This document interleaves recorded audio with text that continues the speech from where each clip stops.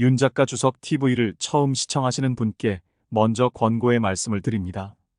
요한계시록은 구약 성경 39권과 신약 성경 27권에 예언된 일들이 성취되는 연대기 순서를 알려주는 책으로 성경 전체를 이해하는 틀을 제공합니다. 더 정확히 말하면 성경 66권은 아직도 고고학자나 역사가들이 밝혀내지 못한 메소포타미아 지대에서 최초로 인류 문명이 시작되기 이전의 약 2000년의 인류 역사와 그 이후 오늘날까지의 약 4000년의 역사, 그리고 오늘날 하이테크 산업기술의 기하급수적인 혁신 속도와 성경의 종말론과의 상관관계를 이해할 수 있는 틀을 제공합니다. 그러므로 요한계시록을 공부하는 것은 성경과 인류 역사와 도래할 인류의 미래까지도 이해할 수 있어 매우 중요합니다. 계시록 1장 3절을 보면 성경에서 계시록은 공부하는 자에게 축복을 약속하는 유일한 책입니다. 요한계시록을 이해하기 위해서 구약 성경의 예언 중에 성취된 예언과 아직 성취되지 않은 예언에 관한 사전 지식이 필요합니다. 계시록을 이해하기 위한 사전 지식을 1에서 7편까지의 자료에 요약해 놓았으므로 먼저 보시기를 권고합니다. 4.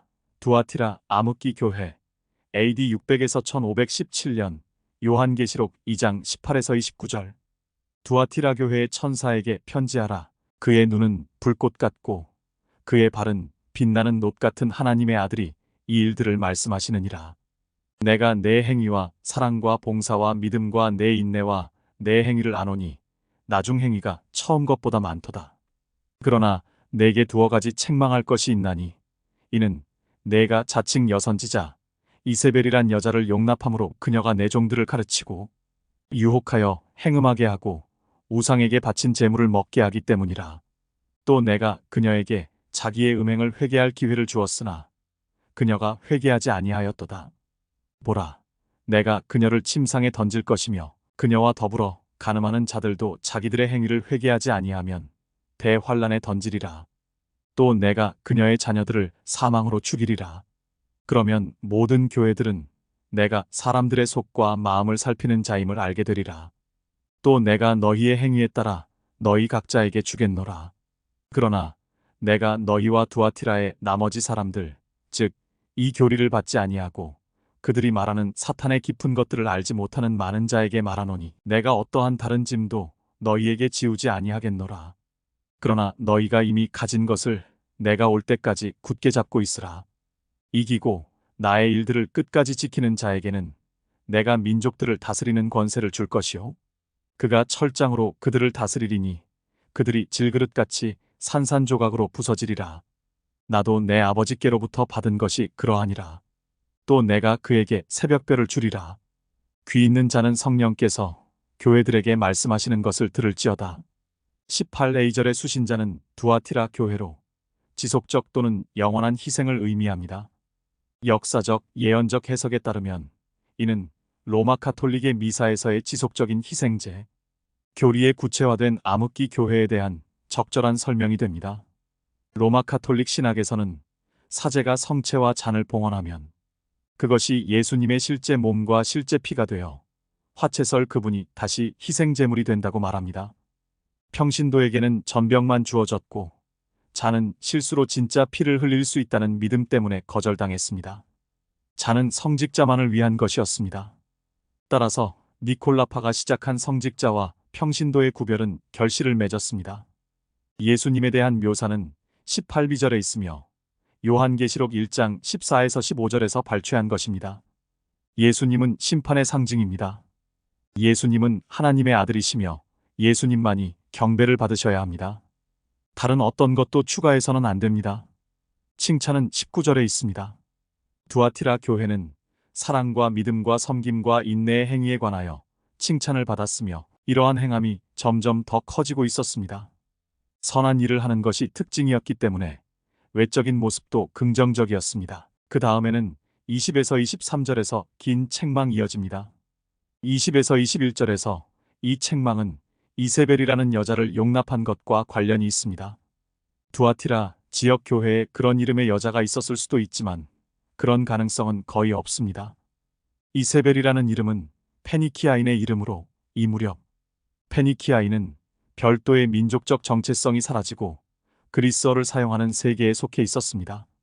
게다가 두아티라는 페니키아가 아니라 소아시아, 현대의 튀르키예에 있었습니다. 이와 같은 진술은 역사적, 예언적 해석에 신빙성을 부여합니다. 또한 성경에서 여자가 상징적으로 사용될 때 여자는 종교적 실체를 나타냅니다. 이는 긍정적일 수도 있고 부정적일 수도 있습니다. 긍정적인 측면에서는 여호와의 아내로서의 이스라엘과 메시아의 신부로서의 교회가 있습니다. 부정적인 측면에는 누룩을 가진 여인, 마태복음 13장 33절, 계시록 17장의 큰 음녀, 그리고 여기에는 이세벨이라는 여인이 있습니다. 두아티라 교회의 상태를 묘사하기 위해 발라함이 퍼가모 교회의 상태를 묘사하는 데 사용되었던 것처럼 구약 성경의 이세벨에 대한 언급일 가능성이 큽니다. 이세벨은 이스라엘 왕 아합의 아내가 된 시돈의 공주였습니다. 열왕기상 16장 29에서 33절. 이세벨은 북이스라엘 왕국의 모든 우상 숭배의 죄를 능가하는 이교도 종교를 이스라엘에 도입한 책임이 있습니다. 북이스라엘 왕국의 우상 숭배는 초대 왕인 여로보암 1세부터 시작되었습니다. 그러나 여로보암의 죄와 이세벨이 도입한 바알 숭배의 죄에는 차이가 있습니다. 여로보암의 죄는 참된 종교를 타락시킨 것이었습니다. 여로보암은 단과 베델의 금송아지를 세웠지만 이 금송아지는 이집트 땅에서 이스라엘을 인도해낸 하나님을 상징했습니다. 이것은 우상 숭배였지만 참된 여호와 숭배를 타락시킨 것이었습니다. 열왕기상 12장 25에서 33절. 또한 여로보암은 아론이 만든 금송아지 숭배의 선례를 인용할 수 있습니다. 열왕기상 12장 28절에 나오는 금송아지에 관한 여로보암의 말은 출애굽기 32장 4절에 나오는 아론의 말을 인용한 것입니다. 이세벨과 함께 이스라엘에는 단순히 참 종교가 타락한 것이 아니라 완전히 새로운 신과 예배 제도가 도입되었습니다. 열왕기상 16장 29에서 33절. 이세벨을 통해 바알 숭배가 이 땅에 들어왔고 그 결과 그 어느 때보다 더 많은 우상 숭배가 이루어졌습니다. 바알 숭배와 관련된 것은 성적 부도덕이었습니다. 여호와 숭배의 타락 속에서도 도덕성은 여전히 존재했지만 바알 숭배에는 완전한 부도덕이 있었습니다. 따라서 이세벨은 암흑기 시대에 로마 가톨릭 교회가 어떻게 진화했는지 매우 실제적인 그림이 되었습니다. 우상 숭배와 영적 음행을 초래하는 이교를 도입하여 신약 성경 교회와 거의 닮지 않은 새로운 종교 체계가 되었습니다. 이 시기에 10가지 거짓 교리가 교회에 유입되었습니다. 1. 행위에 의한 칭의, 단순히 믿음을 통한 은혜가 아니라 2. 침례에 의한 거듭남, 사람이 침례를 받음으로써 구원받는다는 것. 3. 형상 숭배. 4. 독신주의, 성직자와 평신도를 더욱 구별하기 위해 성직자의 결혼을 금지한다. 5. 고해성사, 사제에게 죄를 고백하면 사제가 그 죄의 사면을 선언한다. 6. 연옥, 천국도 지옥도 아닌 감금된 장소로 천국에 들어가기 전에 연단을 받아야 하는 곳이기 때문에 죽을 때 성화가 완성되지 않았다. 7. 승화, 예수님의 지속적이고 영원한 희생의 개념. 8. 면죄부, 돈을 기부함으로써 연옥에 머무는 시간을 줄일 수 있다는 개념. 9. 참회, 연옥에서의 시간을 줄이기 위해 자신의 육체를 고통스럽게 하는 것. 10. 마리아 숭배, 동정녀 마리아를 숭배하고 하나님의 어머니로 높이고 신성을 선언하는 것. 이 모든 것이 우상 숭배와 영적 음행으로 이어졌습니다. 두아티라의 이세벨은 암흑기 그리스도교계의 로마 가톨릭 교회입니다. 22에서 23절에는 이세벨의 심판에 대한 설명이 있습니다. 22절에서 그 여자는 대환란에 던져질 것입니다. 이것은 참 교회와 달리 로마 가톨릭 교회가 대환란에 들어가 그 기간에 역할을 할 것임을 의미합니다. 그 역할의 본질과 심판의 본질에 대해서는 10장에서 논의할 것입니다. 지금은 심판의 일환으로 로마 가톨릭 교회가 환란 기간에 던져질 것이라는 점만 알아두면 충분합니다. 이것은 단순히 지역 상황으로 제한할 수 없는 구절의 또 다른 예입니다. 두아티라에 이세벨이라는 특정 여자가 실제로 있었다면 지금쯤이면 이미 오래전에 죽었을 것이므로 대환란에 던져지지 않을 것입니다. 그러나 예언은 매우 구체적입니다. 이세벨과 그녀의 자녀들이 그 안에 던져질 것입니다. 이세벨이 체제를 대표하는 경우에만 이것이 사실일 수 있습니다. 그리고 다시 말하지만 여성이 상징적으로 사용될 때는 종교적 체제나 단체를 상징합니다. 23절에서 이세벨의 자녀, 즉 이세벨에 대한 로마 가톨릭 교회의 신봉자들은 하나님의 심판의 일환으로 육체적 모독과 죽음을 겪을 것입니다. 이 권고는 24에서 25절에 나와 있습니다. 이 권고는 이세벨 체제에 속하지 않고 사탄의 깊은 것들을 모르는 사람들을 포함합니다. 로마 가톨릭 교회는 사탄의 위조품으로 간주되어야 합니다. 사탄의 위조품에 관여하지 않은 사람들에 대한 권고에서 순결한 것을 굳게 붙잡으라고 말합니다. 로마 가톨릭 교회 체제에 대항하여 신약 성경의 진리를 굳게 붙잡으라고 말합니다. 이것은 큰 의무처럼 들리지 않을 수도 있지만 암흑기의 맥락에서 엄청난 영적 용기와 에너지가 필요했습니다. 마지막으로 26에서 29절에는 두 가지 약속이 있습니다. 첫째, 이기는 사람은 메시아 왕국에 참여하게 될 것입니다. 로마 가톨릭 교회의 거짓 권위와는 대조적으로 메시아 왕국 동안 민족들에 대한 진정한 권위를 갖게 될 것입니다. 둘째, 새벽별을 갖게 될 것입니다. 여기서 요한계시록에는 또 다른 인물이 사용되고 있지만 추측할 필요는 없습니다. 요한계시록 22장 16절에서 예수님 자신이 새벽별이라고 선언하고 있습니다. 따라서 예수님을 소유하게 될 것입니다. 참된 믿음을 소유한다는 것은 메시아의 인격을 소유한다는 것을 전제로 합니다. 또 4대 종교개혁교회 AD 1517에서 1648년 요한계시록 3장 1에서 6절 4대 교회의 천사에게 편지하라. 하나님의 7영과 7뼈를 가지신 분이 이 일들을 말씀하시느니라. 내가 내 행위를 아나니 내가 살아있다는 이름은 가졌으나 죽었느니라. 깨어있으라. 그리고 남아있으나 죽어가는 것들에게 힘을 돋우어 주라. 나는 내 행위가 하나님 앞에 온전함을 발견치 못하였도다. 그러므로 내가 어떻게 받았으며 또 어떻게 들었는지 기억하고 굳게 지키어 회개하라. 만일 내가 깨어있지 아니하면 내가 도둑같이 내게 임하리니 어느 때에 너에게 올 것인지 내가 알지 못하리라. 사대에 있으면서 자기들의 옷을 더럽히지 아니한 몇 이름들이 내게 있어. 그들이 흰 옷을 입고 나와 함께 다니리니 이는 그들이 합당한 자들이기 때문이라.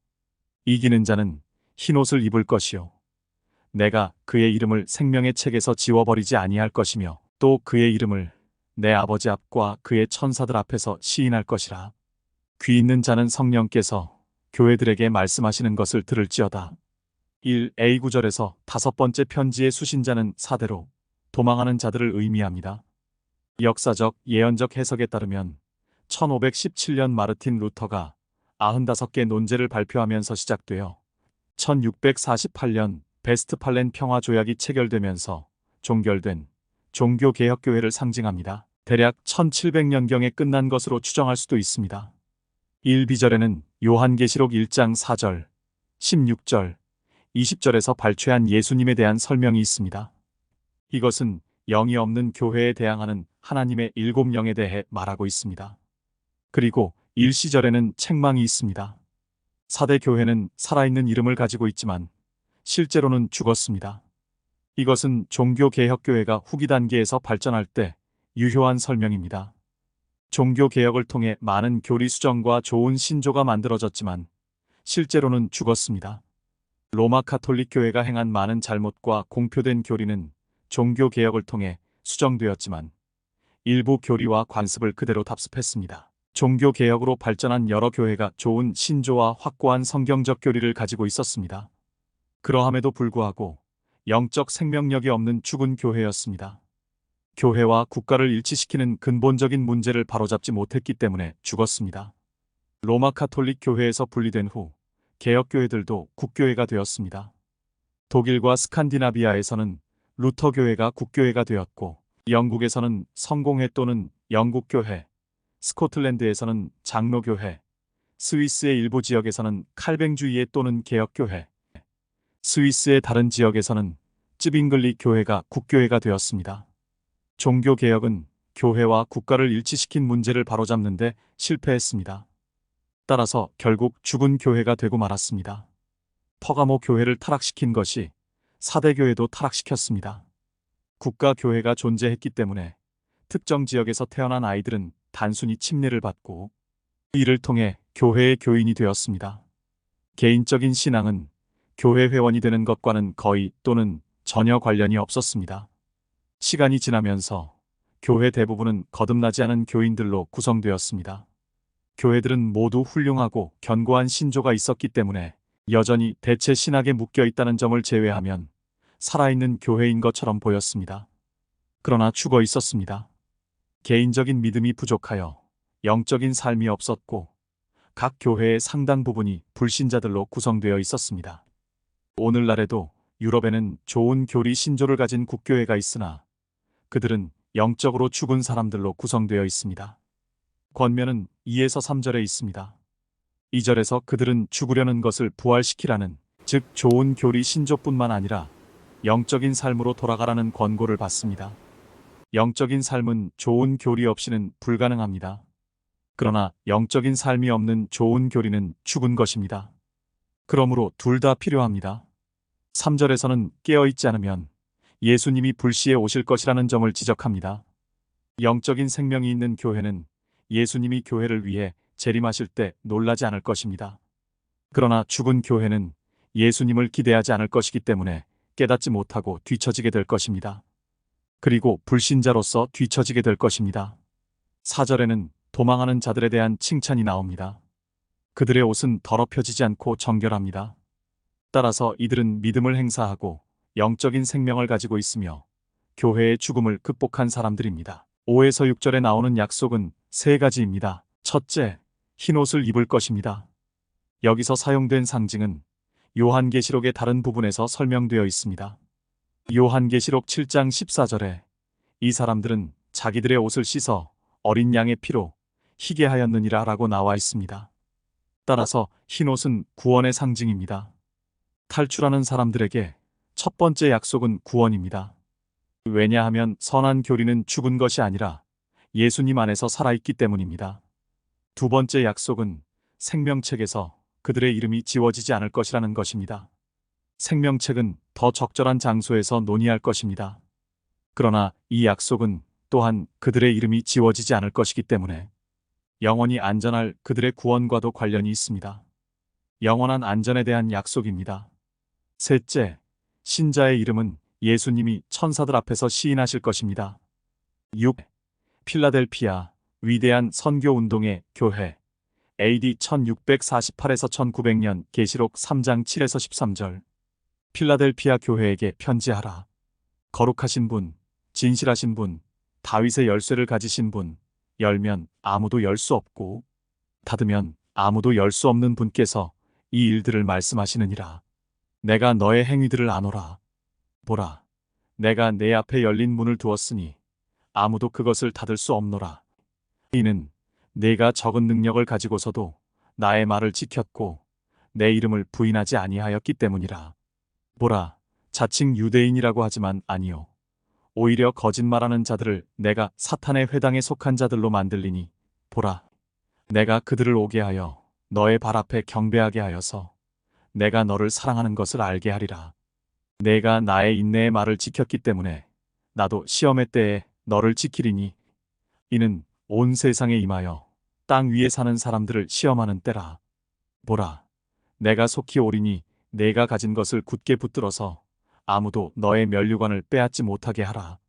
이기는 자는 내가 내 하나님의 성전의 기둥으로 삼으리니 그가 결코 다시 나가지 아니하리라. 또 내가 그 사람 위에 내 하나님의 이름과 내 하나님의 도성, 즉 내 하나님으로부터 하늘에서 내려오는 새 예루살렘의 이름을 기록하고 또 나의 새 이름도 그 사람 위에 기록하리라. 귀 있는 자는 성령께서 교회들에게 말씀하시는 것을 들을지어다.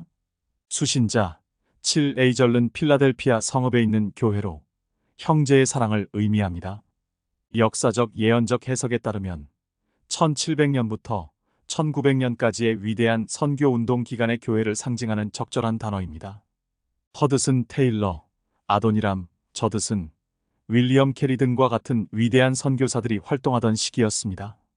7B2절의 예수님에 대한 묘사는 요한계시록 1장 18절에서 발췌한 것으로 문을 열고 닫을 수 있는 권세를 가진 분으로 묘사하고 있습니다. 스머나 교회는 정죄가 없는 두 번째 교회입니다. 스머나 교회와 마찬가지로 예수님께서는 이 교회에 대해 아무 흠도 발견하지 못하시고 만족해 하십니다. 칭찬은 8절에 나와 있습니다. 필라델피아 교회는 열린 문을 사용한 것에 대해 칭찬을 받았습니다. 문을 열어주신 분은 예수님이며 필라델피아 사람들은 열린 문을 활용하는 데 충실했습니다. 1700에서 1900년 기간에 선교사가 갈 수 없는 곳은 사실상 없었습니다. 모든 곳이 선교사들에게 열려 있었습니다. 오늘날 점점 더 많은 국가가 선교사들에게 문을 닫고 있습니다. 하지만 이 두 세기 동안에는 사실상 제한이 없었고 이 교회는 그것을 이용했습니다. 선교사들을 지원하는 세력은 소수에 불과했습니다. 하지만 그 작은 힘으로 위대한 업적을 이루었습니다. 그것에 관하여 칭찬을 받았습니다. 9에서 10절과 12에서 13절에 나오는 약속은 네 가지입니다. 첫째, 9절에서 유대인 또는 하나님의 백성이라고 주장하지만 그렇지 않은 사람들로부터 약속된 열매입니다. 호세아 1장 8에서 9절, 2장 23절에서 묘사하는 이스라엘은 여전히 하나님의 계획을 방관하고 있어 내 백성이 아닌 것으로 간주되는 시기입니다. 그러나 장차 유대인들은 다시 하나님의 백성이 될 것입니다. 호세아 1장 10절, 2장 1절, 3장 5절. 이 시기에 유대인 선교가 시작되어 1900년까지 약 25만 명의 유대인이 신자가 되었다는 사실은 흥미롭습니다. 유대인 선교는 독일에서 처음 시작되었고 영국에서 뿌리를 내렸으며 마침내 미국에서 결실을 맺었습니다. 이 시기는 많은 원래의 가지가 그들의 올리브나무에 접붙여진 시기였습니다. 그러나 이 구절은 유대인이라고 주장하지만 실제로는 그렇지 않은 사람들을 더 문자 그대로 다루고 있을 가능성이 더 큽니다. 이 시기는 몰몬교, 여호와의 증인, 크리스천 사이언스 등과 같은 이단들이 생겨난 시기이기도 합니다. 이단들의 공통적인 요소 중 하나는 자신을 14만 4천 명의 유대인 또는 이스라엘의 잃어버린 열 지파라고 선언함으로써 진짜 유대인이라고 주장하는 것입니다. 그러함에도 불구하고 필라델피아 교회는 이들 가운데서도 개종자를 확보할 것입니다. 두 번째 약속은 10절에 있습니다. 그들은 대환란 기간에 들어가지 않을 것입니다. 이 구절은 휴거를 다루는 장 6장에서 더 자세히 다룰 것이지만 지금은 이 교회가 대환란 기간으로부터 구원을 약속받았다고 말하는 것으로 충분합니다. 두아티라 교회의 이세벨 요소는 환란을 겪게 되지만 필라델피아 교회는 그렇지 않을 것입니다. 이 교회는 오래전에 사라졌기 때문에 이것은 필라델피아에만 국한될 수 있는 약속이 아닙니다. 이 사실은 또한 역사적, 예언적 해석을 뒷받침합니다. 세 번째 약속은 12a절에서 하나님의 성전에서 기둥으로 봉사할 것이라는 것입니다. 한편으로 이것은 무형교회에서 볼 수 있는 하나님의 성전의 일부가 되는 것을 말하는 것일 수 있습니다. 다른 한편으로는 천년왕국 성전을 가리킬 수도 있습니다. 그러면 그들이 메시아 시대에 천년왕국 성전에서 지분을 갖게 될 것이라는 약속이 될 것입니다. 네 번째 약속 12b2절은 하나님의 이름, 예루살렘의 이름, 예수의 새 이름 등 세 가지 새 이름을 갖게 될 것이라는 것입니다. 권면은 11절에 있습니다. 그들이 잘하고 있으니 지금 하는 대로 계속하라는 것입니다. 마지막 일곱 번째 교회는 요한계시록 3장 14에서 22절에 게시된 라오디케아 교회로 예수님께서 사도 요한에게 오늘날 현재 세계 기독교계의 상태에 관하여 책망하신 내용입니다.